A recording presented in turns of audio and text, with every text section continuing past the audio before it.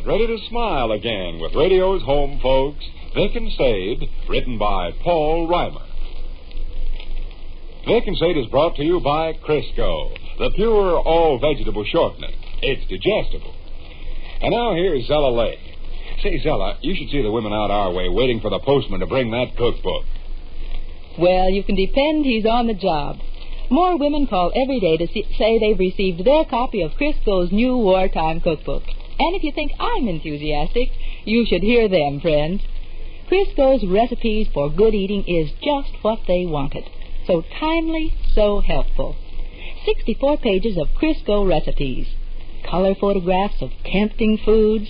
Illustrations of simple tricks to make cooking easier.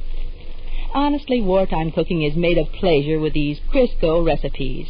They're so tempting, so practical. Right in keeping with these days.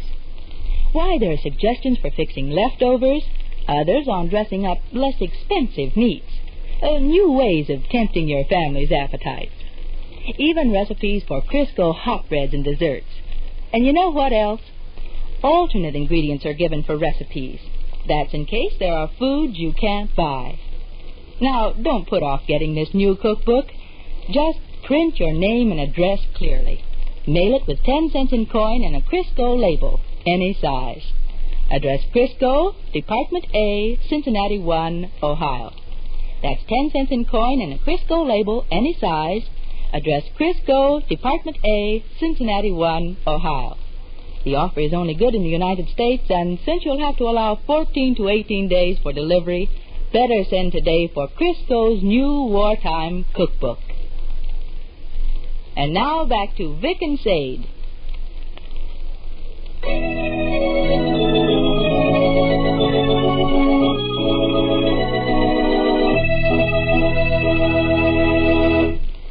Well, sir, it's early evening as we enter the small house halfway up in the next block now. And here in the living room we find Mr. and Mrs. Victor Gook. Our friends are seated side by side on the Davenport, earnestly discussing a somewhat complex situation. Listen. It's a very pretty problem. Isn't it, though? So many ins and outs, a person hesitates to say what's right and what's wrong. Well, let's go to the base of the matter. To begin with, do those 500 theater tickets there on the library table actually belong to Gumpox? Sure. Why do they? Because he found them in Mr. Furberman's garbage box. Mr. Furban, of course, is the manager of the Bijou.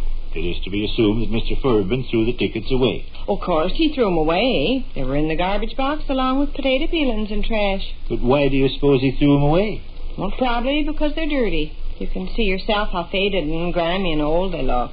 Is it Mr. Gumpox's contention that anything he finds in the garbage boxes along the route is indisputably his property?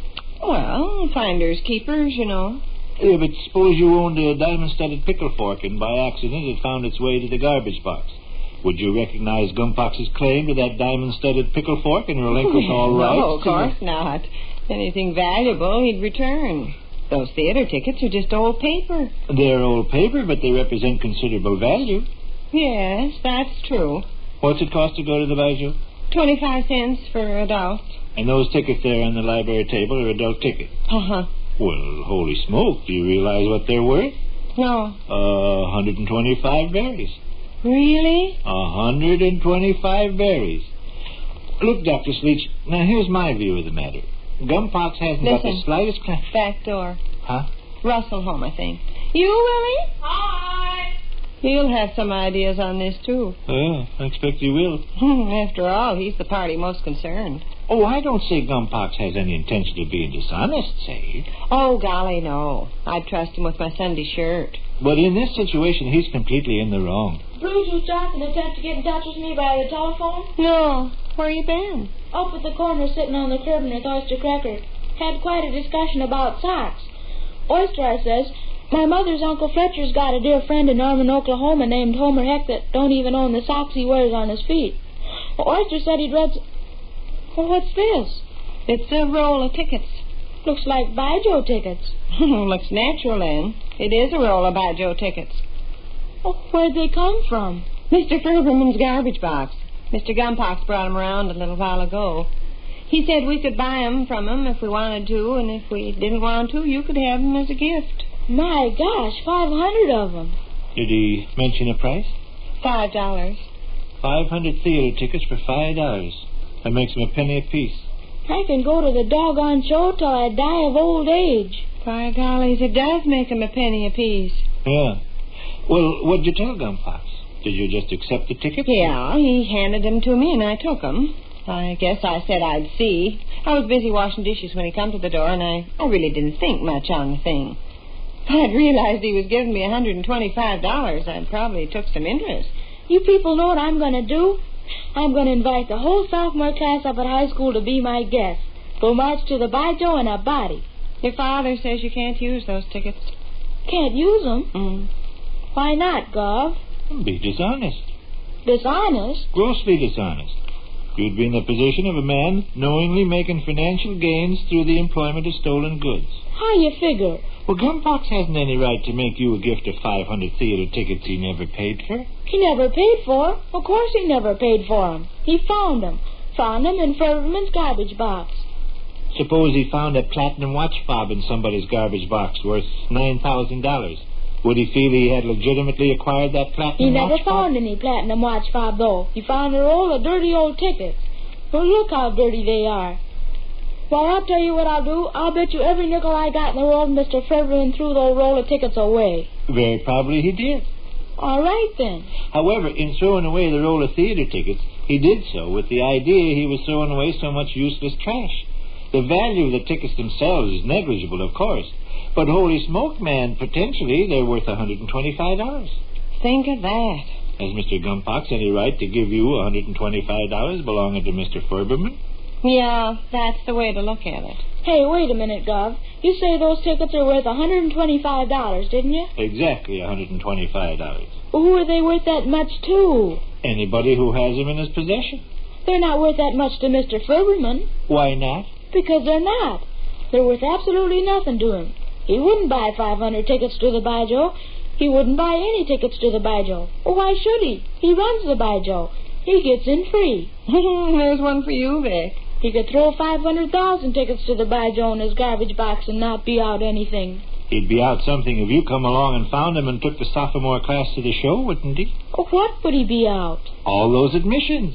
Yes, that's true. The sophomore class would be occupying seats that he could sell to other Stuff patrons. like this is just my luck.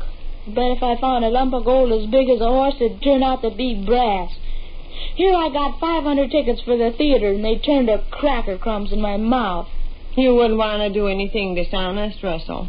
I don't see where the dishonesty comes in. If you'll reflect a second, you'll Look, see. it's none of my business where Mr. Gumpax got the tickets. He's offering to me as a gift. Receiving stolen property is just as wrong and Oh, reprehensible. stolen property. Well, it amounts to stolen property. Well, as far as that goes, I'll pay him the $5 he asked for. Give him a nickel or a dime for every time I get a hold of some money until he's all paid up.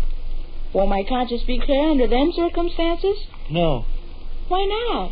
You'd be attending the Bijou Theater 500 times at a penny a crack. The regular admission is a quarter. Mr. Furberman would be bilked out of $120. It'd be Mr. Gumpax bilking him, not me. Oh, well, now you're just talking to hear yourself talk. Or you fellows are making a little too much out of this, I think. You mean well enough, Sonny. Gov's not accusing you of cheating anybody out of anything. And Mr. Gumpax means well, too. He's honest as the day is long. I believe we better forget about using that roll of tickets, though. Wouldn't be fair to Mr. Furberman for you to take in the show 500 times and only pay a penny a time when the admission is really a quarter. Isn't that right? Yeah, I guess so. Doggone it, though, the splurge I could put on. Imagine me marching the entire high school sophomore class downtown and leading them in the show. I bet Furberman's jaw would drop like a piece of lead. Yeah. He'd be mystified when he counted the days received. How'll I handle Mr. Gumpax now? He'll be around in the morning wanting to know what we decided. Give him his tickets back. Oh, kind of halfway hate to do that. Why? He's so sensitive. Feelings get injured terrible easy. It'd upset him to have Russell refuse his gift. I don't imagine you want to fork over $5. I was just wondering. He's done me millions and millions of favors these years we've lived on Virginia Avenue, Vic. Helped me put up my clothesline, give me a hand with cellar screens, carried out ashes, fixed the furnace, worked on my washing machine. Even gone to the grocery store after stuff. Always been cheerful and always been willing. I was just thinking, this would be a chance to slip him a $5 bill without him catching on to the real ins and outs of it. He'd never in the wide world accept money as payment for his nice favors. How do you feel? Oh, anything you say, Dr. Sleech. Shall I do that, then? Okay by me. I'd really like to give him the $5. He hasn't got much spondulix and can find plenty of use for it. Okay. That roll of theater tickets we can throw away. Not in the garbage box. No, not in the garbage box. In the fire. Doggone the splurge I could put on. See, I saved them tickets till I was 21 years old and escorted some woman to the show. I walk up to the ticket taker. I throw open my coat. There's 500 tickets pinned to my vest. Help yourself, I say to the guy. The woman I'm taking to the show's eyes pop out. You're some sport, she hollers. Oh, my. Hi-de-I-O-de-ho, huh? I'll say. Huh? That was a pretty little problem, wasn't it? Difficult right off the bat to say what was right and what was wrong. I think my analytical brain and glib tongue cleared up the situation in apple pie order. Yeah, you're some smart fella. Don't forget to give me the $5 bill for Mr. Gumpox now. Remind me in the morning. My pocketbook's upstairs. Say, I just as soon play a game of rummy. And me too. Fish the cards out of the library table drawer.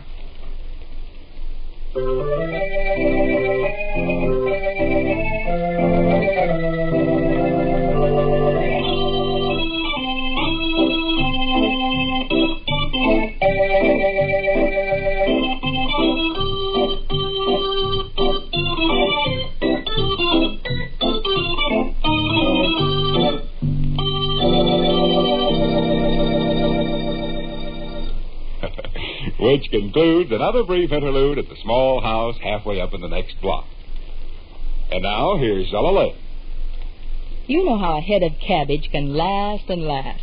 Well, I had one the other night, so I decided to try something a little different. Crisco pan-fried cabbage.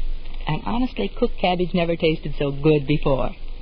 What you do is shred your cabbage fine, add a few caraway seeds to give it zest, then Crisco fry it.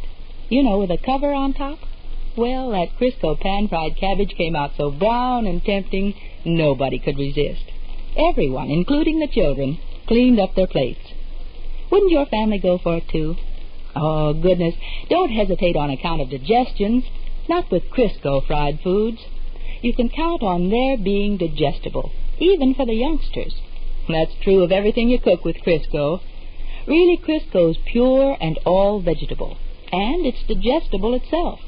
The finest quality shortening you can buy. Downright dependable. That's Crisco. And so are the grand recipes you find in Crisco's new cookbook. Recipes for Good Eating, it's called. Send for your copy. Just send your name and address and 10 cents in coin with a Crisco label, any size. Address Crisco, Department A, Cincinnati 1, Ohio. And don't forget to listen to Vic and Sade the next time. This is Ed Roberts saying good day for Crisco. It's digestible.